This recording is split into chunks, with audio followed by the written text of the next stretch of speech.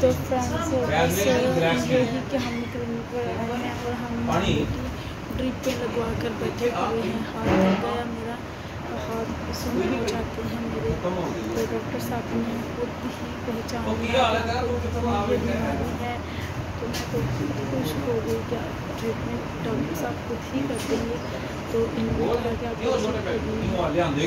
मुझे भी लगा दी, मेरे बेटे को भी लगा दी। उसे कमजोर मुझे टाइफाइड था और ये इसका जल्दी साफ इसलिए बस ठीक है। एक गिलास पानी का दवाई खानी है, बाद में किसी से करना ओ मर जाएगी तू।